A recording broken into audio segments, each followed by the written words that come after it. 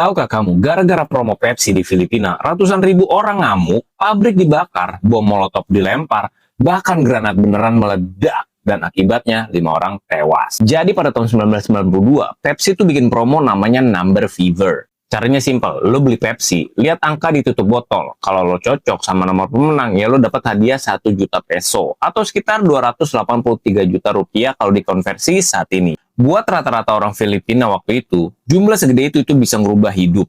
Nah, ada seorang ibu muda bernama Marily. Dia itu hidupnya susah di gubuk di pinggir rel, bareng suami dan 4 anaknya. Mereka nekat pakai duit terakhirnya buat beli Pepsi, berharap bisa jadi kaya. Dan pada saat hari pengumuman tiba, hampir 70% rakyat Filipina nonton TV. Dan pada saat nomornya diumumkan, yaitu nomor 349. Marily dan suaminya cek tutup botol dan boom! Mereka punya nomor itu. Mereka teriak, nari, yakin bahwa hidup mereka bakalan berubah. Tapi kenyataannya Pepsi bikin kesalahan fatal. Di mana angka 349 ternyata dicetaknya itu nggak cuma sekali, tapi ratusan ribu kali. Yang alhasil 486 ribu orang ngerasa jadi pemenang pada malam itu. Dan kalau Pepsi benar-benar harus bayar, total hadiahnya itu bisa nyampe 15 miliar dolar. Di mana pada tahun itu, Pepsi itu belum punya duit sebanyak itu.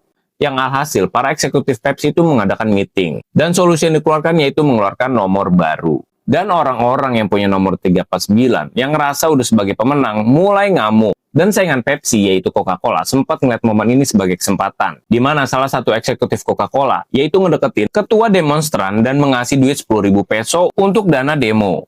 Orang-orang mulai ngamuk, pabrik Pepsi di Quezon City dikepung ribuan massa. Bahkan satu orang ada yang bawa tutup botol bernomor 349 sebanyak 35 buah. Dimana menurut dia bisa menang berarti berkali-kali lipat. Polisi dan tentara diturunin buat jaga pabrik. Tapi makin lama, massa makin brutal. Lemparan batu, kaca pecah, bahkan truk Pepsi yang di jalanan itu juga jadi incaran massa dan dibalik dan dibakar. Saking ekstrimnya, bom molotov dilempar ke pabrik Pepsi. Sampai akhirnya ada yang nekat bawa granat beneran dan ngelempar ke pabrik Pepsi. Dan di saat bomnya meledak, itu ngebunuh 3 karyawan yang ada di dalam pabrik. Kerusuhan terus berlanjut, korban tewas akhirnya sampai total 5 orang. Pepsi panik banget, mereka coba damai dengan ngasih 500 peso buat tiap tutup botol bernomor 349. Ribuan orang terima dengan usul itu, tapi banyak juga yang tetap marah dan nggak terima. Yang akhirnya 22.000 orang lanjut gugat Pepsi di pengadilan. Demo gede-gedean ini terjadi di seluruh Filipina, bahkan sampai ke berita internasional. Tapi setelah bertahun-tahun, Mahkamah Agung Filipina akhirnya memutusin bahwa Pepsi nggak salah. Semua gugatan ditolak, dan orang-orang kayak Marily, yang udah mimpin masa depan baru, nggak dapat sepeser pun. Bayangin, cuma gara-gara salah cetak angka di tutup botol, nyawa sampai melayang, dan impian ratusan ribu orang hancur.